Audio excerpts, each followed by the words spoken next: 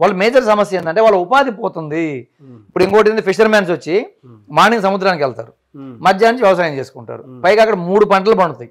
3 పంటలు పండుతాయి, వేరుశెనగ కానీ కూరగాయలు కానీ వేరే వేరే వేరే రకరకాల పంటలు 3 పంటలు పండుతాయి కొంత ప్రాంతం. ఇంకొకటి ఏంటంటే వాళ్ళు 2 ఉదయం ఒక పని సాయంత్రం ఒక పని. ఫిషర్మెన్స్కి వచ్చేటప్పుడు యానాదులు ఉన్నారు, ఎస్టీ కుటుంబాలు 1500 కుటుంబాలు ఆ పంచాయతీలో ఉన్నాయి. ఆ 1500 కుటుంబాలు ఏం చేస్తారు, వాళ్ళు ఉదయం పూట ఏమో వ్యవసాయం పనులకు వెళ్ళి వస్తారు, మధ్యాహ్నం నుంచి మన్నేరు ఉంది మాకు ఆ ఊరు, అదే పంచాయతీలో మన్నేరు కూడా ఉంది, మన్నేరులో చేపల వేటకి వెళ్తారు వాళ్ళు. యానాదులు ఏమో మన్నేరులో చేపల వేటకి వెళ్తారు, ఫిషర్మెన్ సముద్రానికి వెళ్తారు. ఈ రకంగా వాళ్ళు ఉన్న పరిస్థితులను వాళ్ళకి అనుకూలంగా మలుచుకొని వాళ్ళు 365 డేస్ పని ఉంటుంది. వాళ్ళకి ఉపాధి అసలు ఎవరు ఇవ్వాల్సిన అవసరం, పక్క జిల్లాలకు కూడా ఉపాధి ఇచ్చే పరిస్థితి పంచాయతీలో ఉంది. కాబట్టే మేము వ్యతిరేకిస్తున్నాం. కాబట్టి చేవూరు రావులు ఏంటంటే కేవలం ఒకే కమ్యూనిటీ ఉంది, అక్కడ బీసీలు ఎక్కువ మంది ఉంటారు, ఎస్టీలు ఉంటారు, అంతే తప్ప ఇట్లా ఇన్ని కమ్యూనిటీస్ ఇంతమంది ఉండే పరిస్థితి అది. చిన్న 2 గ్రామాలు, రావురు అనే ఒకే గ్రామం, అక్కడ జనాభా అక్కడ కూడా దాదాపు చేవూరులో వచ్చేటప్పటికి 3000 ఓట్లు 4000 జనాభా ఉంటారు, రావురులో వచ్చేటప్పటికి కూడా 2500 ఓట్లు ఉంటాయి, 3,500 జనాభా ఉంటారు.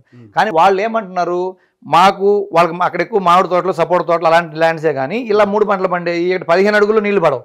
కరేడులో 15 అడుగులు నీళ్లు పడతాయి బోర్ వేస్తే 15 అడుగుల్లో మంచి నీళ్లు.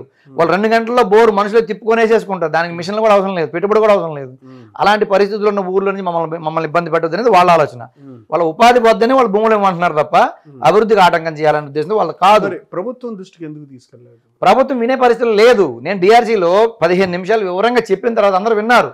విన్నాక మా ఎమ్మెల్యే డిబేట్ చేశాడు, ఎందుకు 20,000 ఎకరాల జీవో ఎందుకు ఇచ్చారు మీరు అడిగిన దానికి వాళ్ళకి ఆన్సర్ లేక వాళ్ళు దాన్ని తప్పుదారి పట్టించడం జరిగింది తప్ప వేరే ఉద్దేశం. నేను చెప్పింది విన్నారు, వాళ్ళకి అర్థమైంది ఇప్పుడు. కానీ వాళ్ళు దాని మీద డెసిషన్ తీసుకోవడానికి ఎందుకు ఆలోచించలేదంటే నాకు గమనించింది ఏంటంటే అధికారులకి ప్రజలకి ప్రభుత్వానికి మధ్య సమన్వయం లేదు. ఏదైనా ఒక కార్యక్రమం తీసుకునేటప్పుడు అక్కడ ఉన్న ప్రజాప్రతినిధులను పిలవడము, మాట్లాడడం, లేకపోతే రైతులతో మాట్లాడుకోవడం అయిన తర్వాత మీరు జీవోలు ఇవ్వాలి. కానీ అసలు ఎవరికి చెప్పకుండా ఎవరికి తెలియకుండా డైరెక్ట్గా జీవో ఇచ్చేసరికి భయభ్రాంతులకు గురయ్యారు.